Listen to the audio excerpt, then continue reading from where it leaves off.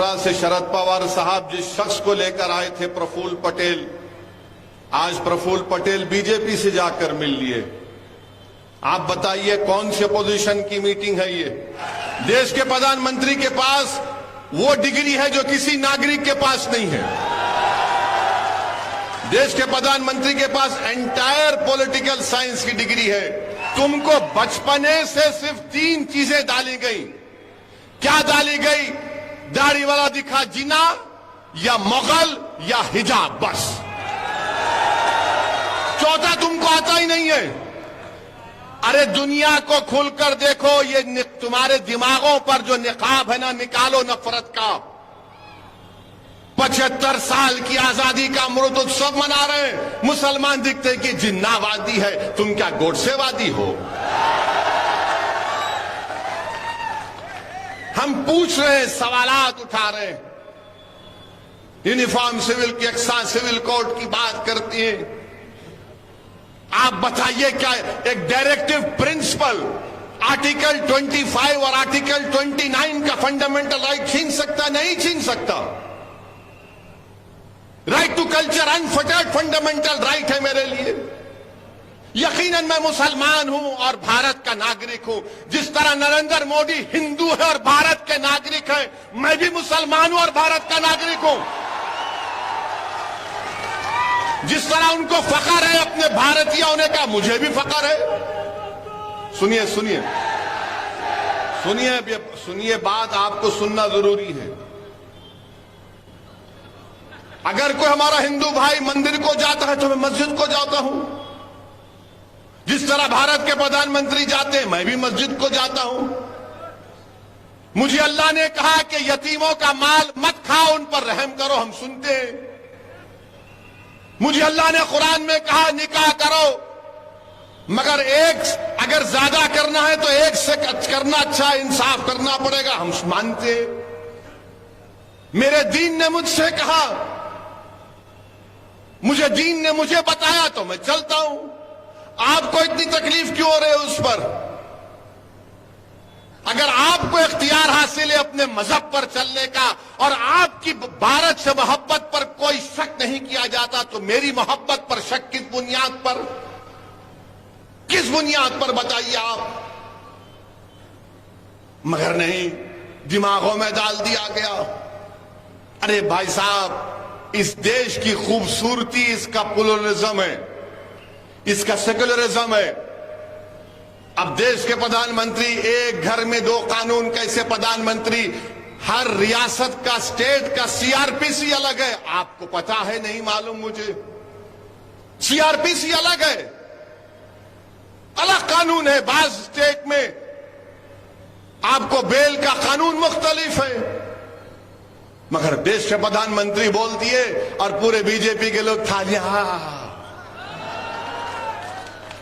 प्यारे, कभी पढ़ लिया करो, कभी देख लिया करो। आर्टिकल 29 का प्रोटेक्शन है मेरे पास, आर्टिकल 25 का भी है, 29 का भी है। साबिका लॉ कमीशन ने कह दिया कि यूसीसी की ना जरूरत है, मगर आप क्यों लेके आना चाह रहे हैं? क्या वजह है? क्योंकि भारत के प्रधानमंत्री देश के प्लुरलिज्म और सेकुलरिज्म से वो नहीं मानते। भारत के प्रधानमंत्री सब चीज को एक करना चाहते हैं। भारत का एक ही रंग, एक ही समुदाय, एक ही मजहब, एक ही जबान, एक ही कल्चर, हर चीज। अब तो एक फर्टिलाइजर भी करना चाहते हैं। भारत के प्रधानमंत्री, ये देश एक है और एक रहेगा, मगर इस देश में बसने वाले 130 करोड़ जनता हजारों तहजीबें, हजारों मजहब को मानने वाली, ये देश की खूबसूरती है। मगर भारत के प्रधानमंत्री को अनेकता से बड़ी नफरत है। भारत के प्रधानमंत्री अनेकता को नहीं मानते।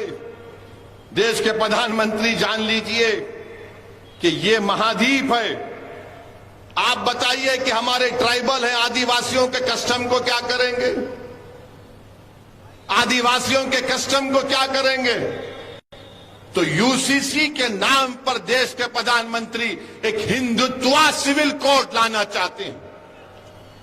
हिंदुत्वा सिविल कोड लाना चाहती। मजलिस पहले भी मुखालिफत की, आज भी करेगी और कल भी करेगी। एक घर में दो कानून की बात देश के प्रधानमंत्री करते और कांग्रेस कुछ नहीं बोलती है। कांग्रेस बोलती है नहीं अभी बिल आन देखेंगे क्या होगा। कांग्रेस पार्टी आप मुंह कब खोले, आप मुंह कब खोले, मगर कांग्रेस पार्टी को और बीजेपी के लोगों की याद दिलाना चाहता हूं।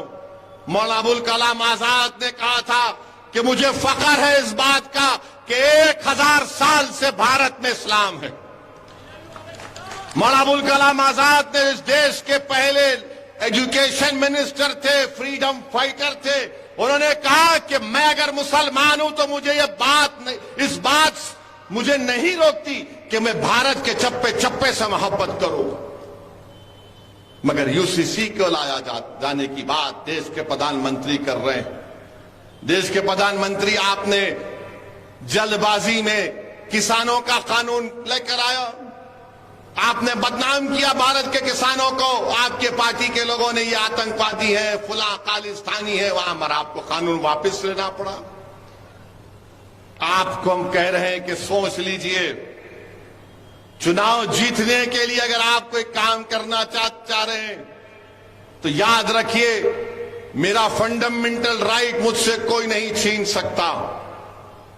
चाहे वो आर्टिकल 25 हो, 29 हो, राइट टू इक्वालिटी हो, ये तमाम चीजें हमको इस बात की गारंटी देती हैं कि हम अपने मजहब पर चलें, अपने कल्चर पर चलें। और हम रोज देखते हैं मीडिया से यूसीसी की बात हो रही, बुरखा में बहन को दिखा रहे हैं।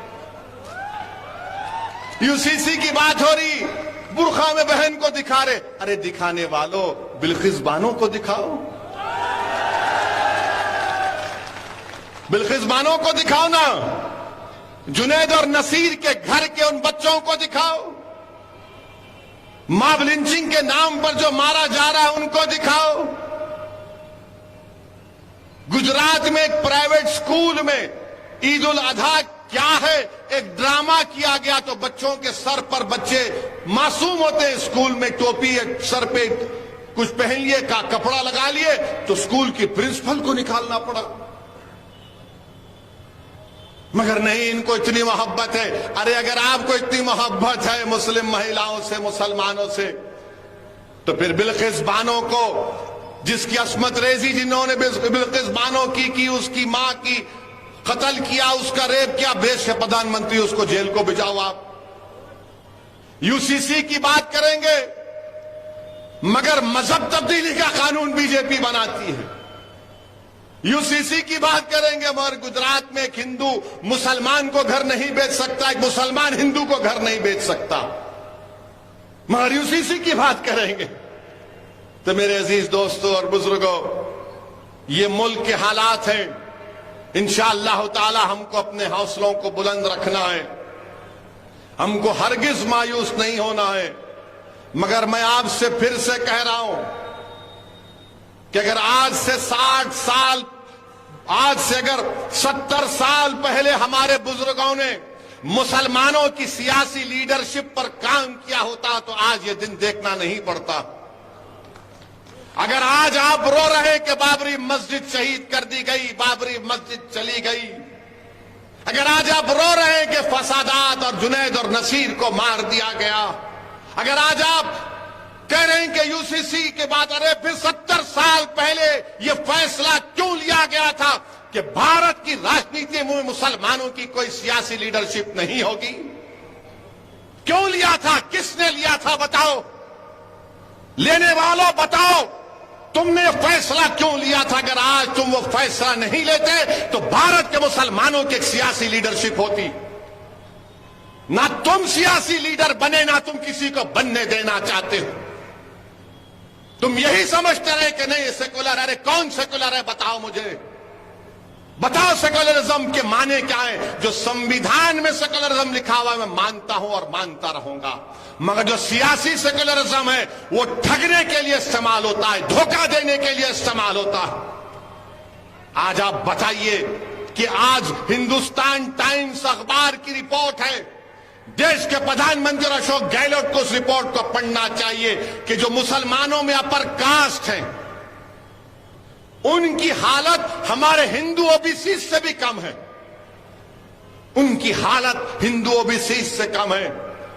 मगर आज वो लोग आएंगे, चुनाव जैसा आएगा तो बोलेंगे नहीं ओवैसी सिर्फ जज्बाती तकरीर करता है। अरे मैं तकरीर करता हूं तो फैक्ट सामने रखता हूं, सच्चाई को सामने रखता हूं।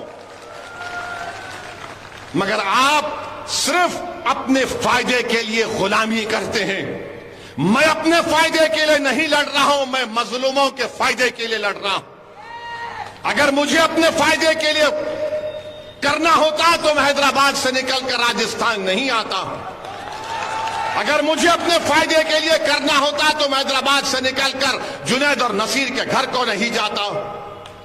अगर मुझे अपने फायदे के लिए करना पड़ता तो भारत के कोने कोने में नहीं जाता मैं। अगर मुझे अपने फायदे के लिए करना होता तो मेरी गाड़ी पर 6 गोलियां चलाई गई, मैं घर में बैठ जाता, मगर मैं नहीं बैठा। तो मैं ये इसलिए नहीं कह रहा हूं कि आपसे थाली या सीटी की दाद हासिल करूं।